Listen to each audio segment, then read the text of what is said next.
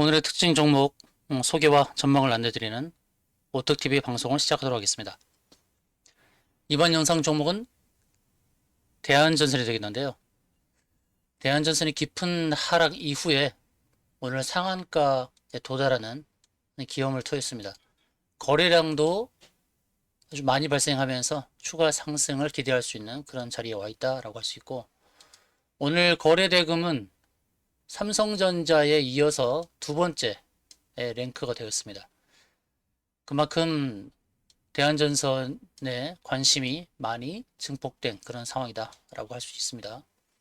자, 대한전선이 이렇게 급등하게 된 가장 큰 배경은 무엇인지 좀 살펴보도록 하겠는데, 첫 번째로는 모회사인 호방건설이 한진칼 지분 전량을 인수했다. 그래서 이제 호방건설 한진칼의 1위 주주로 좀 올라섰다는 것입니다. 사모펀드가 보유한 한진칼 지분 전량을 인수하면서 한진칼의 1위 주주로 올라서면서 이제 모회사 호방건설과의 시너지 효과를 기대할 수 있다는 부분이고, 두 번째로는 국제 구리 가격이 연일 강세를 보이고 있다는 것이죠.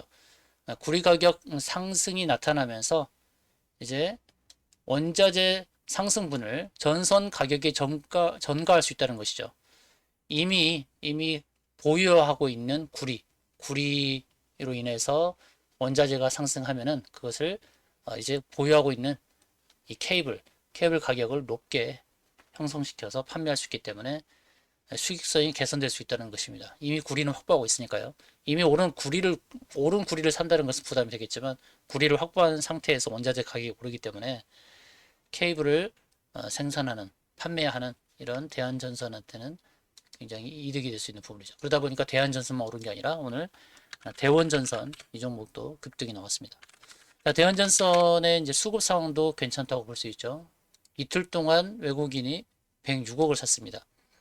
한 달 동안 320억을 매수한 개인의 입장에서는 오늘의 급등은 매도의 절호의 기회였다라고 할 수 있죠. 그래서 오늘 급등한 날 개인은 43억을 매도하고 그 물량을 외국인이 받아간 흔적이 보입니다. 그래서 추가적인 상승을 기대해 볼 수 있다는 것이죠.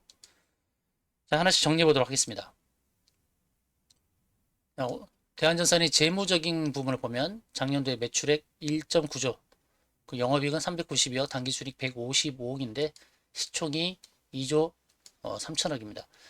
매출액이 1조 9천억이고 또 영업이익이 392억인데 시총이 2조 3천억이면 조금 부담되는 것은 사실입니다. 그래서 추가적인 상승도 제한이 될 수 있다는 부분이 바로 이런 부분이에요. 영업이익에 좀 급증이 나와야 됩니다. 현재 호방건설이 한진칼 지분을 인수하는 것, 이것은 당장 수익성에 영향을 주는 부분 아니고, 구리 가격이 상승한 것은 이제 전선 가격에 그 가격을 전가할 수 있다는 부분에서 기대해 볼 수 있는 부분이고, 하나 더 하자면 미국 법인이 대형 해저 케이블 수주를 했다는 이 소식은 또 기대감을 가질 수 있는 부분입니다. 대한전선의 미국 법인이 미국에서 해저 케이블 신사업에 있어서 해저 케이블과 관련해서 이제 케이블 수주가 이어지고 있다는 부분입니다. 그래서 그 부분이 좀 기대해 볼 수 있다는 것이죠. 신재생 에너지의 전환 속도가 미국에서는 빨라지고 있는데, 전력망 케이블에 있어서 초고압 케이블을 계속해서 수주하고 있다는 것이죠. 국내 최초로 500kV급의 초고압 케이블을 상용해서 국민에 납품을 했는데, 미국 시장에서 경쟁력을 입증해서 전선 시장에서 입지를 넓혀가는 그런 모습을 보이고 있다는 것이 긍정적으로 작용했다라고 할 수 있습니다. 그래서 이런 세 가지의 그런 재료 효과에 의해서 주가가 급등했다라고 볼 수 있겠죠. 수급 상황에서 보게 되면 외인이 이틀간 106억을 매수했다는 부분, 그래서 추가적인 상승을 기대해 볼 수 있겠죠. 기술적으로 보게 되면 일봉상에서 121선을 강하게 돌파했는데요. 다음은 보이는 이제 241선의 저항이 있습니다. 그리고 주봉상에서 보게 되면 60주선에 맞닿아 있죠. 오늘 급등하면서 상한가를 기록하면서 60주선에 맞닿아 있는데, 이것이 바로 내일 저항으로 작용해야 될지는 추가적으로 봐야 될 것이죠. 주봉에서는 추가적인 상승을 볼 수 있는 그런 목표가가 뚜렷이 보인다는 것이죠. 주봉에서 분명히 보입니다. 그러면 주봉이 목표가까지 도달하려면 어떤 것들이 뒷받침돼야 되는지 잠깐 보도록 하겠는데, 일봉에서는 121선 강하게 돌파하고 241선 저항을 앞두고 있는 상황이죠. 그 주봉에서는 60주선을 터치했습니다. 60주선 터치했어요. 그 위로 보이는 터치했고 위로 보이는 구름층 저항까지는 공간이 많이 남았습니다. 그러면 이 주봉에서 구름층 저항, 그 일목균형표 선행스팬 자리까지 가기 위해서는 어떤 게 필요할까요?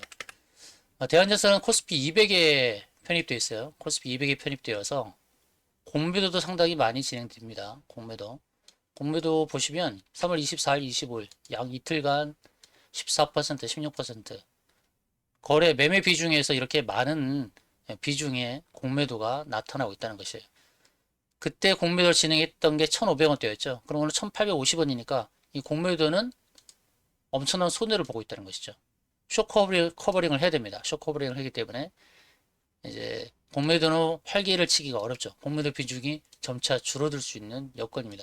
외국인이 매수를 하면서 추가적인 상승을 기대해 볼 수 있는데 대한전선 코스피 200이 편입되어서 공매도로부터 자유롭지 못하다. 그러면 어떤 걸 의미하냐면 지수의 흐름에 종속되어 있다는 것이죠. 지수로.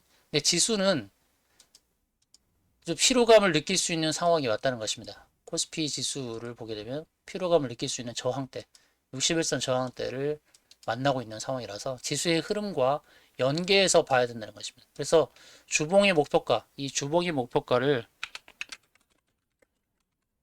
거의 도달하기 위해서는 지수 흐름을 연계해서 살펴봐야 한다. 자, 일봉에서는 121선 저항에 오는 것은 넘어섰으니까 241선 저항대까지는 단기적인 목표로 대응할 수 해볼 수 있겠죠. 단기적인 목표로 대응해 볼 수 있습니다. 근데 주봉의 목표가에 도달하기 위해서는 지수 흐름을 연계해서 살펴봐야 되기 때문에 그 흐름을 잘 보면서 지수가 어느 정도 뒷받침된다면 주봉의 목표가까지도 갈 수 있습니다. 기술적으로 이런 부분을 보면서 대응해야 될 것입니다. 대한전선의 향후 흐름이 굉장히 중요한 상황입니다. 상한가를 갔다 하더라도 3,000원 이상에서 매수하신 분들은 대응이 쉽지 않죠. 3,000원 이상에서 매수하신 분들은 대응이 쉽지 않죠. 바닥에서 사신 분들은 얼마든지 고점에서 매도할 수 있지만 3,000원 이상에서 매수하신 분들 대응이 쉽지 않다는 것입니다. 앞으로 향후 대응이 중요한 상황이고 또 앞으로의 전망과 히든 정보에 대한 공유도 필요하시겠죠. 링크 노란 톡방에 들어오셔서 대한전선의 향후 대응 안내를 좀 받으시길 바라겠습니다. 이외에 급등 종목에 대한 안내도 지속해서 하고 있으니까요. 링크를 통해서 들어오셔서 링크를 통해서 노란 톡방에서 해당 종목에 대한 정보 공유 더불어서 급등 종목에 대한 안내도 받으시길 바라겠습니다. 이상으로 방송 마치겠습니다. 감사합니다.